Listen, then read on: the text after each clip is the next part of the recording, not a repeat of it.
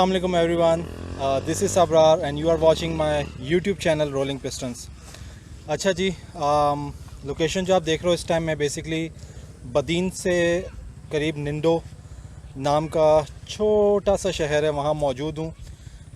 हमारा मार्कोर का टूर था आज, यहाँ का फार्म हाउस है बेसिकली, उस पर आए हुए हैं तो सोचा लगे हाथ।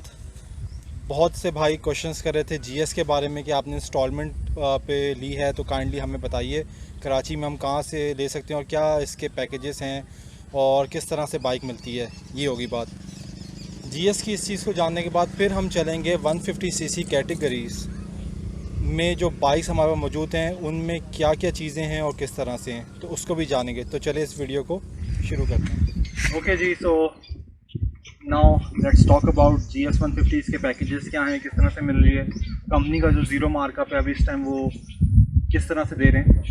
तो अगर आप चाहते हो मिसाल के तौर पे कंपनी शोरूम पे जो कि ज़ीरो मार्कअप बोल रहे हैं, तो बाइक वो इस टाइम जो दे रहे हैं वो दे रहे हैं 2,34,000 की। ये एक हफ़्ता डेढ़ हफ़्ता पहले जो है 2,29,000 का मैंने रेट लिया जाके जिस टाइम मैं ये बाइक अपनी ले रहा था।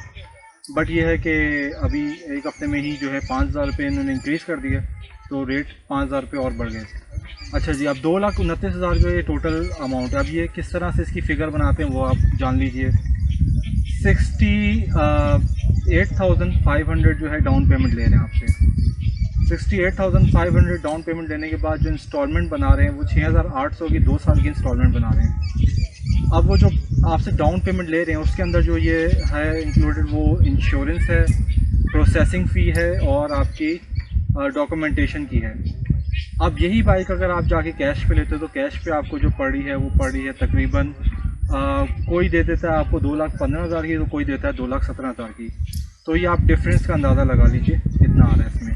जो ये तो पैकेज है। फिर पैकेज के अलावा जो चीज़ थी वो ये थी कि बाइक फ़ौरन नहीं मिल रही थी, मतलब प्रोसेसिंग फ़ी उनको पे करने के बाद बाइक जो वो दे रहे थे, जो डिलीवर कर रहे थे हमें मिलनी थी, वो मिलनी थी 15 दिन बाद। तो फिर मैंने जो है मुझे ये चीज़ समझ नहीं आई। अब आपके ऊपर है, अगर आप इतना टाइम वेट कर सकते हो उनको प्रोसेसिंग फ़ी देने के बाद तो आप वेट कर लो। बाकी डॉक्यूमेंटेशन जो वो मुझसे मांग रहे थे उसमें 2 गारंटर थे, जॉब का प्रूफ था या बिज़नेस का प्रूफ था, उसके साथ साथ आपकी NIC और घर का एक बिजली का बिल रिसेंटली जो भी पेड हो। तो ये डॉक्यूमेंट्स वो मांग रहे थे। अच्छा, अब ये है कि आपने ये डॉक्यूमेंट्स दे दिए, आपने उनको प्रोसेसिंग फ़ी के पैसे दे दिए, फिर आपने 15 दिन वेट करने हैं। ये तो अब मामला हो गया कि आपको सुजुकी क्या पैकेज बना के दे रहा है जो शोरूम वाले हैं। अब ये था, मुझे था कि मैंने बोला यार मैं 15 दिन वेट नहीं कर सकता क्योंकि मुझे टूर पे जाना था। तो उसमें ये हुआ कि मुझे जहन में आया, मैंने बहुत पहले अपने इंटर के टाइम पे बाइक ली थी सितारा ऑटोस वालों से जो उसके अकबर रोड पे मौजूद हैं। मेरा उनका जहन पे आया, मैंने बोला लेट्स सी चलते हैं वहाँ चल के देखते हैं। अब जब मैं वहाँ पे गया तो बेसिकली वो पैकेज उन्होंने मुझे बना के दिया बाइक का 2,25,000 का, जिसमें मैंने डाउन पेमेंट की 1,30,000 की और बाकी मेरी उन्होंने जो इंस्टॉलमेंट बनाई वो 8 महीने की बनाई। तो इस तरह से जो इनसे मुझे बाइक पड़ी है वो 2,25,000 की पड़ी है। आप समझ लो कि एक किस्म के मुझे 4 से 5,000 बच गए। और इसमें फिर एक और बेनिफिट ये उन्होंने साथ दिया कि इन केस अगर मैं इंस्टॉलमेंट अपनी जल्दी पे कर देता हूँ तो मुझे वो मज़ीद 5,000 का डिस्काउंट देंगे। तो इस तरह से अगर मैं चाहूँ जल्दी पे कर दूँ तो मुझे 2,20,000 की बाइक पड़ सकती है। तो 10,000 रुपये का फ़र्क इस तरह से एक किस्म का आ जाता है। और फिर ये क्वेश्चन आता है कि यार आप डीलर से लेते हो बाइक तो पुराना उनके पास खड़ी होती है। तो मैं आपको अभी दिखा भी देता हूँ, बता भी देता हूँ कि GS पे मैन्युफैक्चरिंग डेट जो है वो डली हुई होती है। पेन से इन्होंने मीटर के साइड नीचे लिखा होता है जो अभी आप ये देख रहे हो, तो ये इन्होंने मेंशन किया होता है। तो उसके बाद कि उसकी गारंटी भी थी डीलर की कि आपको मैं फ्रेश दे रहा हूँ। तो इस तरह से अगर आपके शहर में कोई डीलर है, नहीं तो आप कराची में हो तो सितारा ऑटोस पे जाओ, आपको इस तरह से बाइक मिल जाएगी। बाकी सितारा ऑटोस वालों ने एक गारंटर मांगा था, आपका NIC और आपको जो है वो बाइक मिल जाएगी। वो ज़्यादा डॉक्यूमेंटेशन की तरफ नहीं जाते और बाइक आपको हाथ के हाथ मिल जाएगी। तो ये रहा, इस तरह से है GS का इंस्टॉलमेंट प्लान, कंपनी का और डीलर का क्या हिसाब पड़ता है। बाकी सितारा वाला जो है वो काफ़ी अच्छा पैकेज देता है, उन्होंने पहले भी दिया अब भी दिया। चलिए जी, अब इसके बाद हम बात करते हैं 150 सीसी कैटेगरीज़ जो मौजूद हैं उनमें कौन कौन सी बाइक्स हैं और किस बाइक की क्या खासियत है, क्या ख़राबी है। चलें उसकी तरफ चलते हैं। अगर हम बात करें 150 सीसी कैटेगरीज़ में, बहुत से भाइयों के क्वेश्चन था, इस वजह से मैं इस वीडियो में इसको ऐड कर रहा हूँ ताकि आपकी ये क्वेश्चन जो हैं इनके आंसर आपको मिल जाएँ। देखिए इस टाइम जो हमारे पास 150 सीसी कैटेगरी में बाइक्स मौजूद हैं जो हमें नई मिल सकती हैं उसमें हमारे पास है GS 150 जो कि आप ये देख रहे हो, होंडा CB 150, फिर उसके बाद आ जाती है वीगो 150, और फिर उसके साथ साथ हमारे पास आ जाती है बेनेली TNT 150i। अब ये हमारे पास 4 बाइक्स हैं जो नई में मौजूद हैं। उसके अलावा चाइना के जो वर्जन्स आ रहे हैं, दूसरी जो ब्रांडिंग हमारे पास चाइना की 70 आती है उन वाली, तो उनको मैं इस कैटेगरी में काउंट नहीं करूँगा। ये मैं वो कैटेगरी आपको काउंट करवा रहा हूँ जो रिलायबल हैं और चल रही हैं इस टाइम टूरिंग में। तो अब इन चारों की अगर बात करें तो सबसे पहले अगर मैं स्टार्ट करूँ GS 150 की, तो इसमें क्या चीज़ है और क्या नहीं है जी। तो GS बेसिकली जो टूरिंग पे अब तक जितने भी हमारे टूरिंग वाले भाई उन्होंने अपना एक्सपीरियंस शेयर किया, तो GS बेसिकली लक्कर हज़म पत्थर हज़म, ठीक है। आप कुछ भाई इस चीज़ को समझेंगे तो लेकिन ये हकीकत है। बेसिकली ये एक ओल्ड स्टाइल मोटरसाइकिल है, ठीक है, बट ये है कि इसके अंदर इंजन दिया है, इंजन की वजह से ये बाइक कामयाब है। और उसकी वजह यह है कि इसका बॉडी की चेसिस स्टाइल, इंजन की पावर टूरिंग के टाइम पे ये हर लिहाज से आपको जो है सपोर्ट करती है। मतलब जितना वज़न डाल लो, GS तो मशहूर है कि इस पर जितना मर्ज़ी लोड डाल लो इसने आपका साथ देना है।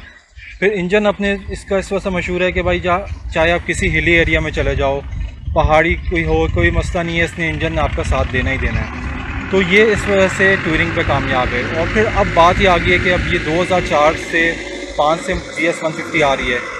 तो 2004-5 से आने का मकसद ये है कि इसको इतने साल हो चुके हैं, तो इसके पार्ट्स का तो ये हिसाब है कि सुजुकी अब मैंने लिया तो ये हिसाब है कि मैंने अपनी घर की गली से निकलना है, 2 गलियाँ क्रॉस करनी, तो बाहर सुजुकी का शोरूम है, ठीक है। जैसे जौहर में रहता हूँ तो UR सुजुकी है। तो ये है कि सहूलत है, पार्ट्स हैं कि मसला नहीं है। सर्विस सेंटर्स बहुत करीब करीब हैं, जगह जगह खुले हुए हैं, जैसे कराची में जगह जगह ही हैं। बाकी बड़े शहरों में ये है कि दूसरे मोटरसाइकिल जो दूसरे ब्रांड उनका नहीं है तो एटलीस्ट सुजुकी का तो है ही है।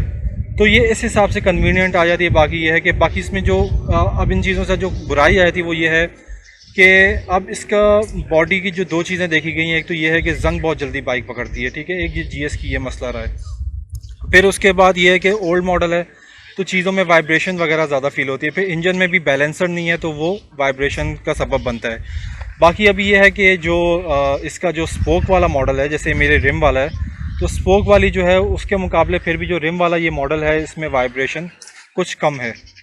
तो ये होगी GS की बात। अच्छा जी, अब आ जाते हैं CB 150F की तरफ। अब CB 150F का मामला इस तरह से है कि CB 150F जैसे कुछ भाइयों को पता है कि यामा YBR में यूज़ कर रहा था, तो उसको सेल करने की वजह ये थी कि बॉडी रेशूज़ अगर आप उसकी इंजन पावर देखें तो अंडर पावर थी। तो कुछ CB 150F का मामला भी इसी तरह से है कि उसका जो बॉडी वेट है, जो मामला है, उस हिसाब से उसकी इंजन पावर कम है। तो बाकी लेकिन आपने इंजॉय करना है, उसका बॉडी शेप लुक लाजवाब है। मुझे खुद होंडा CB 150F बहुत पसंद है। और मैं जिस टाइम प्लान बन रहा था कि यार मैं कौन सी बाइक अब देखूं डर्बी के बाद इंस्टॉलमेंट में जब मिले, तो उसका भी ऑप्शन मुझे मिल रहा था होंडा CB 150F का। बट मामला यही था कि फिर वही मेरे जहन में आया कि यार ऐसा ना हो कि वो फिर अंडर पावर है तो वो चीज़ मुझे बाद में प्रॉब्लम करे। तो ये है होंडा की क्या मज़ेदार लुक, मज़ेदार राइड, बट जैसे YBR में वैसी थोड़ी under power, but still YBR वाला अगर होंडा CB 150F पे शिफ्ट करेगा तो ऑफ कोर्स के फ़र्क तो है, ठीक है। उसमें फिर 150 है तो पावर उसकी अलग है, बट 150cc कैटेगरीज की दूसरी बाइक से लगाया जाए तो थोड़ी अंडर पावर है। ये हो गया होंडा CB 150F की बात। अब हम बात करते हैं वीगो की। अच्छा, वीगो की अगर मैं आपको मिसाल दूं तो वीगो की मिसाल इस तरह से है कि रोड प्रिंस वीगो है या रॉबिन्सन है, ये बेसिकली डर्बी का रेप्लिकास हैं। अब डर्बी ETX को मैंने इस कैटेगरी में जो मैंने 4 बाइकें बताई मैंने क्यों नहीं काउंट किया, क्योंकि बेसिकली डिसकंटिन्यू हो चुकी है तो नई नहीं मिलेगी इस टाइम। मैं वो बाइकें सिर्फ आपको काउंट करवा रहा हूँ जो इस टाइम जाके आप नई ले सकते हो। अब वीगो की बात इस तरह से है कि अब डिज़ाइन बहुत प्यारी बाइक है, ज़ाहिर सी बात है। डर्बी इटसेल्फ कहते हैं ना कि देखने में एक अलग ही चीज़ पता चलती है, और उसको RX3 का समझ लें, मिनी कह लें कि उसका शेप स्टाइल जो है। अब उसका भी इस तरह से है कि क्लोन है या कह लें रेप्लिका है उसका डर्बी का, तो वो क्वालिटी स्टैंडर्ड नहीं है जो होने चाहिए। अब अगर आप कंपेयर करें उससे, तो अगर आपको वीगो की तरफ जाना तो बेहतर आप CB 150F की तरफ चले जाएँ। तो इसमें मैं ये बात कह सकता हूँ कि वीगो जो है बेसिकली देखने में बहुत प्यारी है, टूर पे आप यूज़ भी कर सकते हो, सब है, अच्छा है, आप टूरिंग कर सकते हो उसके ऊपर भी, बट थोड़ा सा क्वालिटी स्टैंडर्ड्स का उसमें आ जाता है मामला। क्वालिटी उस हिसाब की नहीं है लेकिन पावर ये है कि आई थिंक मैचिंग है CB150F की तरह। अब लास्ट में हम बात कर लेते हैं जी हमारी बेनेली TNT 150i की। अब बेनेली की बात यह है कि देखें, अगर देखा जाए तो Benelli TNT 150i top of the line कह सकते हैं, ऑफ कोर्स के प्रॉपरली डिज़ाइंड है। फिर आपको नई बाइक मिल रही है, और बेनेली इटसेल्फ आपको पता ही है कि इटालियन ब्रांड है, किस तरह से बाइक उनकी डिज़ाइंड होती है, क्वालिटी 100% होती है। बट बात वही आ जाती है कि प्राइस की 3,70,000 मैंने लास्ट सुनी थी, आई थिंक अब और बढ़ गई होगी, क्योंकि सुना है कि प्राइसेस बढ़ गई हैं तकरीबन सारी बाइक्स की। तो बेनेली का इस तरह मामला, अगर आपकी रेंज इतनी है तो मैं बोलूँगा बेनेली की तरफ ही चले जाएं। और पार्ट्स वगैरह का ये है कि थोड़ा सा हो सकता है आपको, बट ये है कि जाहिर सी बात है क्वालिटी प्रोडक्ट है, फिर आपको एक अलग ही मज़ा, अलग ही थ्रिल देगी। अब ये चारों बाइकिंग आपकी चीज़ पर चलेगी। अब इसका शॉर्ट क्विक रिव्यू की अगर मैं बात करूँ तो वो ये हो सकता है कि भाई अगर आपको कन्वीनियंट बाइक चाहिए कि आपको गली दो गली, जैसे मैं मिसाल दी, क्रॉस करके जाना है, आपको पार्ट्स मिल जाएं, आपको अच्छे मैकेनिक एक्सपर्ट हैं, जिस बाइक को समझें 16 साल 17 साल पाकिस्तान में आए हुए हो चुके हैं, मैकेनिक्स अच्छे हैं, समझते हैं उसको, फिर वो लोड भी बर्दाश्त करती है, उसके इंजन में भी इतनी पावर है कि आप चाहे जिस जगह पहाड़ी इलाके में चले जाओ, आप बर्फीले इलाके में चले जाओ, उसके इंजन ने आपका साथ देना, घुटेगी नहीं।